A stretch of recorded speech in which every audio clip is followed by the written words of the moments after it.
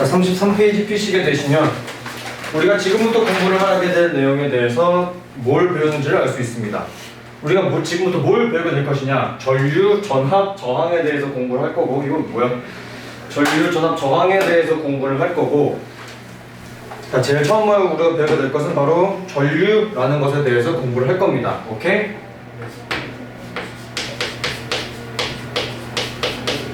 자, 전류라는 것에 대해서 공부를 할 건데, 이 전류라고 하게 되는 것은 전하의 흐름, 즉 전기는 내가 어떤 식으로 바꿔서 표현할 수 있다고 얘기했냐면은 전하는 전기로도 바꿔서 표현할 수 있다. 즉 전기의 흐름이라고 얘기해도 됩니다. 그리고 시험 문제에서는 보통 이 전류, 즉 전하의 흐름은 어떤 식으로 바꿔서 표현할 수도 있게 되냐면은 전류의 세기라고도 바꿔서 표현할 수가 있어요. 뭐라고? 전류의 세기로.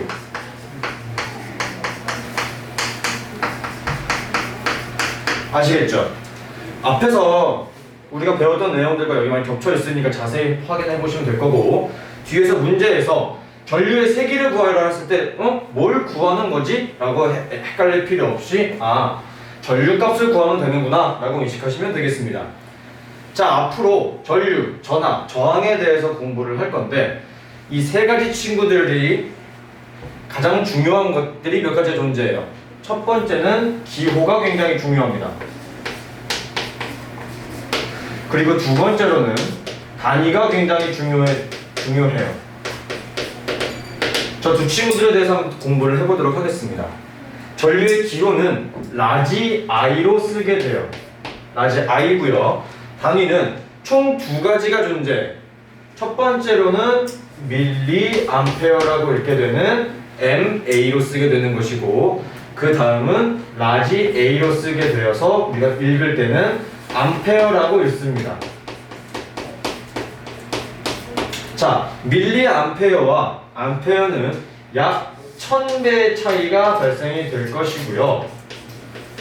우리가 주로 사용하게 될 단위는 밀리암페어보다도 암페어를 주로 사용하기 때문에 꼭 기억을 해주셨으면 좋겠습니다. 됐죠? 그리고 전류에서는 특히 나머지 하나가 더 중요한 친구가 존재해요. 뭐냐면은 방향이 굉장히 중요해요. 왜냐면은 전류라고 하는 것은 하나의 흐름이지, 즉 어디서 어디로 흐르게 된다라는 그 흐르는 방향이 굉장히 중요하게 됩니다. 방향이 중요하게 나타나고 있다라는 거. 자, 크게 방향은 우리가 두 가지로 구분지어서 공부할 수 있습니다. 첫 번째는 전기, 즉 전류의 방향과 저번 시간에 배웠던 거 한번 가지고 와볼게. 원자 핵 움직입니까? 움직이지 않습니까? 안 움직여. 전자 움직입니까? 안 움직입니까? 움직여. 움직이죠. 즉 전류의 방향과 전자의 방향을 우리가 기억을 해둘 필요가 있습니다. 전류의 방향은 건전지에서 플러스 극 시작으로 하여 마이너스 극으로 이동을 하게 됩니다. 하지만 전자 같은 경우는 건전지의 마이너스 극에서 건전지의 플러스 극으로 이동을 하게 돼요. 즉 둘이 반대 방향으로 흐르게 된다는 것을 꼭 기억을 해주셨으면 좋겠습니다.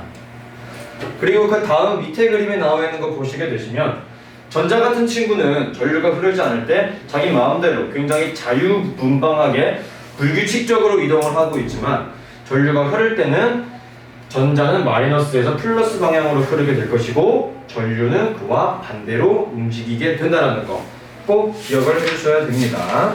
다음 전압으로 넘어갈게요.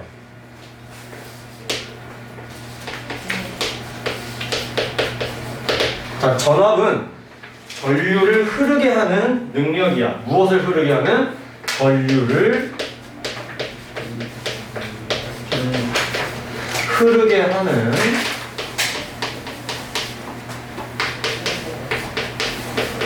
능력입니다. 됐죠? 전압이라고 하는 것은 전류를 흐르게 하는 능력이라고 부르게 됩니다. 자, 밑에 그림에 나와 있는 물의 흐름과 전기 회로에 대한 구분은 굉장히 중요하고 시험 문제에 자주 등장하니 꼭 기억을 해주시고요. 얘도 마찬가지로 기호랑 단위를 우리가 하나씩 공부를 해볼 건데, 다른 전류랑 전압에 비해서 이 전압의 기호와 단위는 비교적 친절한 편에 속해요. 왜? 전압의 기호는 V이고요. 단위는 똑같이 V로 쓰게 되고 읽을 때는 뭐라고 읽게 되느냐? 볼트라고 읽습니다. 그렇기 때문에 비교적 친절한 친구다라고 인식하시면 될 것 같아요.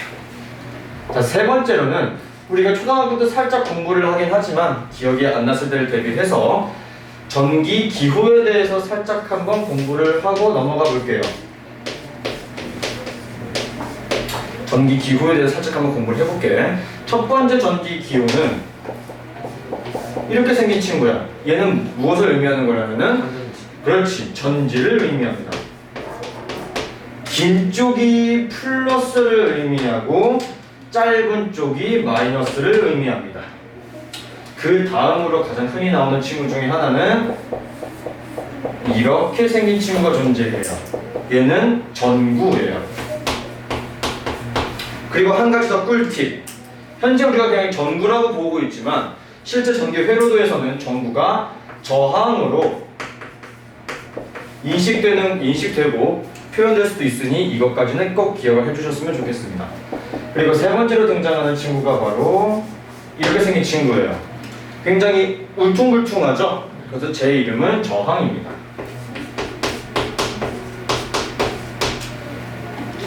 그리고 이 밑에서 배우게 될 친구들은 수업하면서 공부를 해보도록 할게요. 자, 여기까지가 전류랑 전압에 대한 가장 중요한 거고, 하나만 더 하자. 쉽지만 자주 헷갈릴 만한 거. 이 친구는 뭡니까? 스위치라고 불리는 친구예요. 여러분들 불 켤 때 딱 하고 누르는 저 스위치가 회로도에서는 이런 식으로 표현이 된다라고 보시면 되겠습니다. 됐죠? 지워도 되죠? 지우고 다음 거 한번 해보도록 하겠습니다. 전류계랑 전압계를 한번 공부를 해보도록 할게요.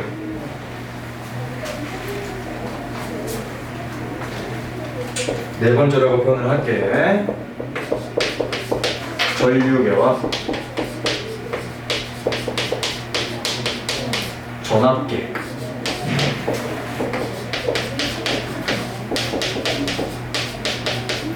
자, 전류계 같은 친구는 전기 회로도에서 무슨 연결을 하게 되느냐? 직렬 연결을 하게 됩니다.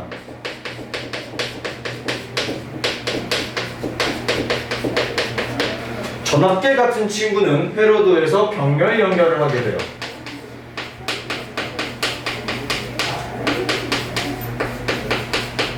왜 병렬 연결을 하게 되는지는 다음에 전기 저항의 직렬과 병렬 연결을 더 자세히 알려드리도록 할 거고요. 자, 그러면 중요한 게 무엇이냐? 그 전류계를 뭐랑 직렬로 연결하고 전압계를 뭐랑 병렬로 연결하는지가 굉장히 중요합니다. 무엇이랑 이렇게 연결을 하게 되느냐? 바로 저항이라고 하는 친구랑 전류계는 직렬로, 전압계는 병렬로 연결하게 됩니다. 오케이? 자, 이게 두 친구의 가장 큰 차이점이라고 보시면 될 것 같고요. 공통점도 존재합니다. 플러스 단자는 플러스 단자에 연결을 해야 되고 마이너스 단자는 마이너스 단자에 연결을 하게 됩니다. 자, 하나 알아두면 더 좋은 꿀팁. 보통 전류계랑 전압계는 대부분 다 플러스 단자는 하나, 마이너스 단자가 3개가 존재하게 되는데 그럼 어떤 것부터 연결을 해야 되는 건가요? 바로 최대값부터 연결을 해야 됩니다. 최대값부터 연결을 해야 합니다. 자, 여기서 말하는 이 최대값은 플러스를 얘기하는 것이 아니고 마이너스를 의미한다라고 꼭 기억을 해주셨으면 좋겠어요. 됐죠? 여기까지 큰 어려움 없을 것 같아요. 이거 읽는 방법이나 문제 푸는 방법은 제가 다음 페이지에 있는 유제, 예제 부분을 설명을 해드릴 거고 바로 다음으로 넘어가도록 하겠습니다. 세 번째, 전기 저항이에요.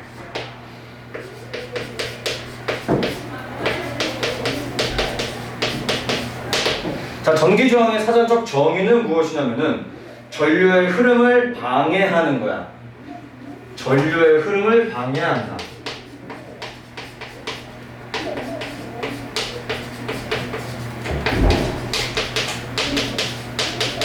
자, 이 사전적 정의 굉장히 중요하기 때문에 꼭 알아두시고, 이 친구도 마찬가지로 기호랑 단위가 굉장히 중요합니다. 가보도록 할게요. 첫 번째 기호, 두 번째 단위. 자, 전기 저항의 기호는 레지스탕스, 저항이라는 단어죠. 즉 그거를 앞뒤 글자 따라서 그렇지, 바로 라지 R로 표현을 하게 되는 것이고, 단위 같은 경우는 조금 독특해요. 처음 보는 글자일 수도 있어. 이렇게 쓰게 되고, 읽을 때는 우리가 옴이라고 읽어야 되는 부분입니다. 자, 세 번째로 전기 저항은 그래서 왜 Y 생성이 되는지, 왜 생성이 되는지 한번 터치를 해보자면, 세 번째 Y, 전기 저항이 생성되는 이유는 저번 시간에 배웠던 내용을 살짝 한번 가지고 와서 설명을 해볼게요. 자, 원자핵 움직입니까? 움직이지 않습니까? 움직이지 않습니다. 하지만 전자도 움직입니까? 움직이지 않습니까? 움직입니다. 이 개념과 우리가 조금 전에 배웠던 전류의 흐름에서, 전류의 세계에서 배웠던 내용을 가지고 오자면, 전류 같은 경우는 건전지의 플러스에서 마이너스로 흐르고요. 전자는 전지의 마이너스에서 플러스 방향으로 이동을 하게 되죠. 이 두 개념을 섞습니다. 믹스합니다. 그러면 전자가 이동할 때 원자핵은 어떻게 돼?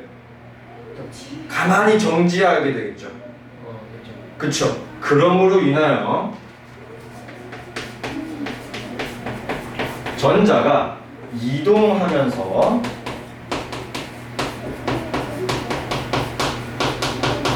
원자핵과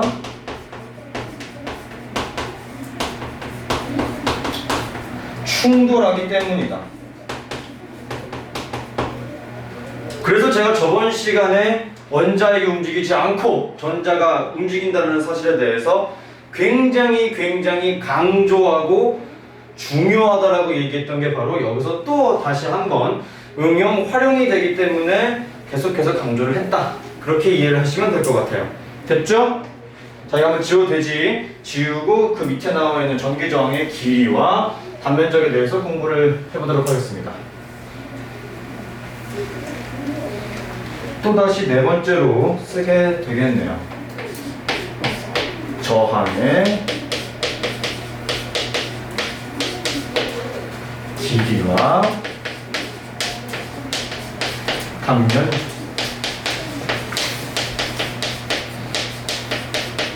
조금 앙증맞은 그림이 될 수도 있어요. 잘 봐. 사람이 이렇게 있어. 4명 정도 있다고 해볼게. 이렇게 길이 있습니다. 길이 하나예요. 문이 하나가 있어. 반드시 사람 한 명당 문을 열고 닫고 그 다음 사람도 열고 닫아야 돼. 오케이? 근데 이 다음에 똑같은 문이 하나가 더 생겼어. 반드시 저 문은 사람이 한 명씩밖에 지나가지 못합니다. 오케이? 그렇다고 했을 때 문이 하나 있을 때 끝까지 도달하는 시간과 문이 2개 있을 때 끝까지 도달하는 시간은 누가 더 빠르겠어요? 하나 있을 때겠죠. 즉, 이 개념을 그대로 대입하게 되면은 문이 2개 있는 것, 문의 길이가 증가했다고 볼 수 있는 것이고, 그 의미는 곧 저항의 길이가 증가했다라고 볼 수 있는 거죠. 그러므로 인해서 저항은 길이가 증가하게 되면 저항의 크기도 커지게 됩니다. 이해하셨죠? 그 다음, 똑같이 사람이 4명 있어요. 똑같은 길이 이렇게 있어. 문이 하나가 있었습니다. 근데 저 문의 바로 옆에 똑같은 문이 또 생겼어. 그러므로 인해요, 이번에는 문을 이렇게 열 수 있게 되는 거야. 아까 분명히 얘기했죠. 문 하나당 사람은 한 명밖에 못 지나간다고. 그러나 문이 양 옆으로 생겼기 때문에 두 줄로 이동할 수 있겠죠. 네. 그러면은 문이 하나 있을 때보다 문이 양 옆으로 두 개 있을 때가 더 빨리 통과할 수 있겠지. 그러므로 인해서 저항은 단면적이 증가하게 되면 저항의 크기도 작아지게 된다라고 이해를 할 수 있게 되는 부분입니다. 즉, 이거를 조금 더 어려운 표현으로 바꾸자면 뭐라고 표현할 수 있어요? 얘는 반비례 관계구나. 그래서 실제로 이게 중학교 3학년 내용에서 내려온 거라 그랬죠. 중학교 3학년 때는 얘를 계산을 하는 경우가 존재해요. 얘 같은 경우는 그냥 곱하기 2로 사용하면 되겠지만 얘는 2분의 1로, 즉 n분의 1로 표현을 한다든지 얘는 그냥 n배 된다든지 그런 식으로 하는 게 있지만 우리는 계산을 하는 정도에 대해서는 크게 중요하지 않고요. 그냥 단면적과 저 길이를 비교만 하는 정도로 기억하셔도 충분합니다. 됐죠? 자, 이거를 바탕으로 네 번째 오매 법칙에 대해서 한번 공부를 해보겠습니다.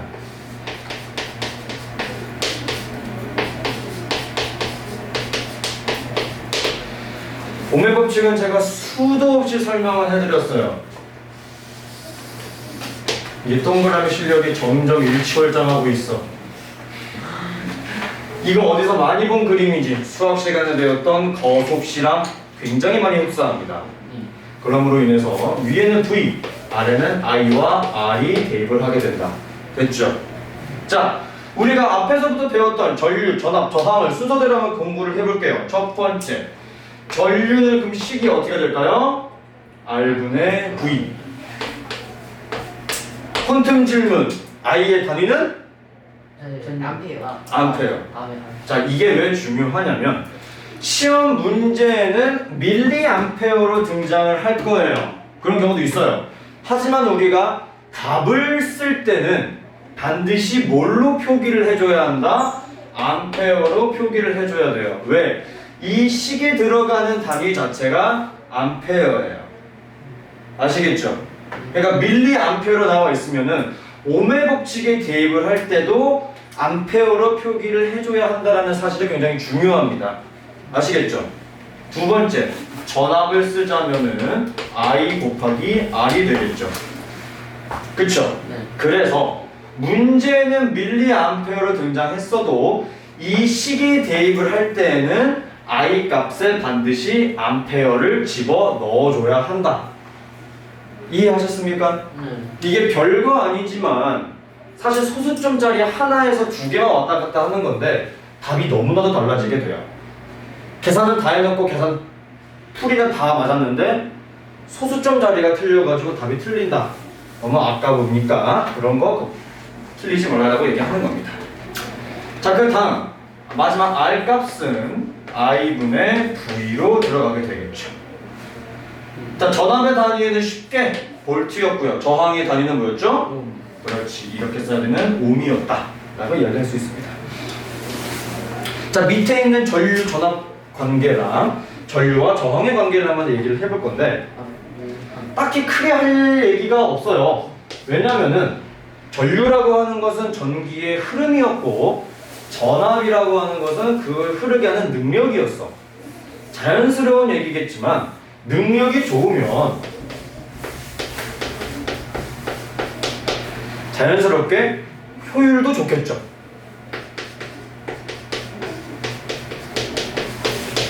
그러므로 I랑 V는 비례관계다 라고 이야기할 수 있을 것이고, 두 번째, 하지만 저항이라고 하는 것은 오지 못하게 막는 거야. 방해하는 거야. 그러면 자연스럽게 방해하는 능력이 커진다면, 전류가 흐르게 하는 것을 방해하는 정도가 크다면 당연히 전류가 흐를 수 있는 속도라든지 능력, 세기는 줄어들게 되겠죠. 그러므로 둘은 무슨 관계다? 반비례 관계다 라고 이야기를 할 수 있게 되는 겁니다. 네. 여기까지 큰 어려움은 없죠. 그러나 우리가 가장 힘들어하는 그래프 문제가 등장합니다. 무슨 그래프를 표기를 할 거냐? 전압 전류 그래프를 말씀드릴 거예요. 전압 전류 그래프. 잘 보세요. 그래프 하나 그려볼게요. 여기로 와서 그래프 하나 그릴게. 이렇게 생긴 그래프가 있어. 예. X축에 전압을 넣고 Y축에 전류를 넣을게요. 그러면 무엇을 할 거냐? 우리가 무엇을 측정을 해볼 거냐? 기울기 측정을 해볼게요. 일로 와서 기울기. 기울기는 뭐분의 뭐죠? 기울기요? X축 증가량 분의 Y축 증가량이죠. 네. 그래서 X축 분의 Y축을 한번 해보겠습니다. 근데 현재 이 그래프에서 X축에는 무엇이 해당되어 있어요? V, 전압. Y축에는 I, 전류가 해당되어 있습니다. 그대로 대입하면 되는 거예요. V, I. 근데 우리가 오메 법칙을 봐서 알겠지만 분자에 I가 들어가 있는 경우가 있어요? 없어요? 없어요. 하지만 저거를 그대로 뒤집어 보면 뭐랑 똑같죠? R이랑 똑같네. R이 뭡니까? 저항이죠. 그러면 V분의 I는 뭐라고 얘기할 수 있는 거야? 저항분의 1이라고 얘기할 수 있겠죠. 그러므로 전압 전류 그래프에서 기울기는 저항분의 1과 같다라는 결론에 도달하게 되는 겁니다. 됐나요? 저 그래프는 한번 그리던가 혹은 이 식이 도출되는 과정 정도는 기억해 주시는 게 꽤 도움 될 겁니다. 실제로 이제 그래프 하나 띡 주고 구해봐 저항 이렇게 물어볼 거야. 근데 뭐 물론 우리가 오메 법칙을 알고 있다면 구하는 건 어렵지 않아요. 왜? R은 I분의 V니까. 하지만 뭐 때문에 내가 이거를 굳이 얘기를 해주는 거냐? 1, 2, 3, 4, 5번 해가지고 옳은 말을 고르시오 같은 거 했을 때 전압 전류 그래프의 기울기는 저항이다 라고 표현하면 틀린 말이 되겠죠. 그렇죠. 저항분의 1이다 라고 반드시 표현을 해줘야 되기 때문에 이렇게 생각을 해야 되는 겁니다. 됐죠? 네. 이거 저항분의 1이 왜 저 V분의 아니에요? I분의 V가 저항이었으니까요. 네, 저는 I분의 V분의 1이 저게 아닌데요? 이거 뒤집으면은 얘 뒤집어져 안 뒤집어져? 얘한테 역수 취하면 얘 뒤집어져 안 뒤집어져? 양변에 똑같이 역수를 취해야지만 되는 거잖아. 는이니까. 잠깐만. 이거 수학이잖아. 그렇네요. R 값에 역수를 취했으면 얘도 역수를 취해줘야지. 헷갈렸어요. 그런 거지? 네. 그렇게 인식하시면 되겠습니다. 마지막 저항의 직렬과 경렬. 오늘의 하이라이트가 등장합니다.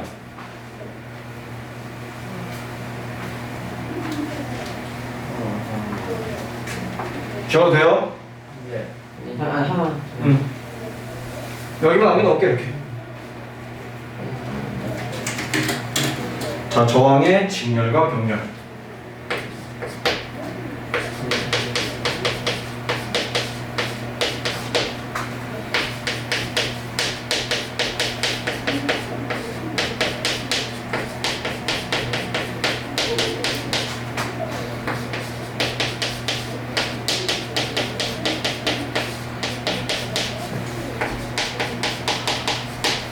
자, 가겠습니다.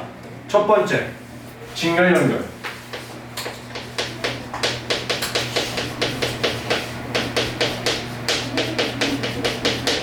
우리가 공부했던 순서대로 공부를 할 거예요. 첫 번째, I부터. 자, 저항의 직렬이라고 하는 것은 문이 앞, 뒤로 연결되어 있는 거. 아까 그림 그렸던 거 그대로 인식하시면 돼요. 물어볼게. 첫 번째 문에 6명이 지나갔다고 해볼게. 네. 그럼 두 번째 분에는 몇 명 지나갔겠어? 6명. 차이가 발생할 수 있어요, 없어요? 없어요. 왜? 길이 하나인데 어떻게? 그치? 네. 그러므로 직렬 연결은 전체 전류값은 첫 번째 문에 지나는 사람의 인원수랑 두 번째 문에 지나는 사람의 인원수는 똑같이 일치합니다. 아, 됐나요? 그때 배웠. 자, 그럼 질문해 볼게요. 두 번째. 전압이에요. 자, 그러면 문이 다 합쳐서 몇 번 열리고 닫혔는지를 알아보고 싶은 거야. 네. 첫 번째 문에서 6번 열렸다 닫혔다라고 했어요.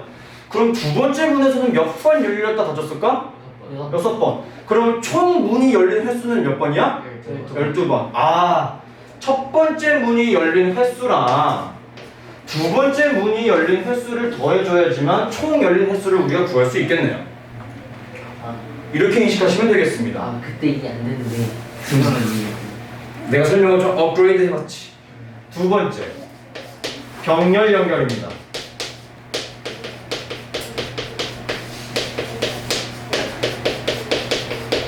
그러면 어떻게 되느냐? 병렬 연결은 문이 양쪽으로 이렇게 열릴 수 있는 거 혹은 이렇게 열릴 수 있는 걸 얘기를 하는 거야. 오케이? 네. 생각을 해볼게. 왼쪽에 있는 문으로 3명이 지나갔어. 반드시 두 줄로 지나가야 돼. 그럼 오른쪽 문은 몇 명 지나가겠어? 3명. 다 합치면 몇 명이야?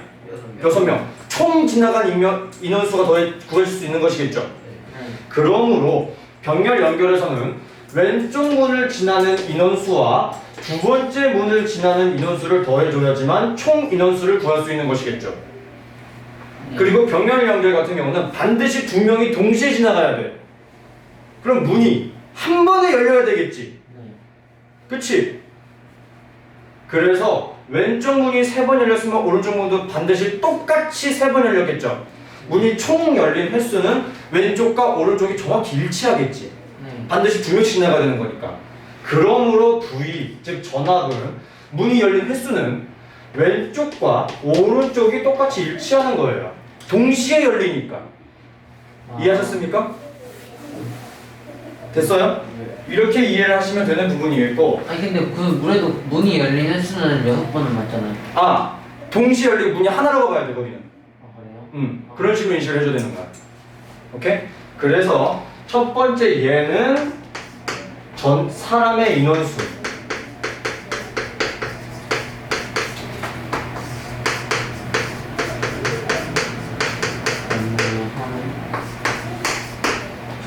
문이 열린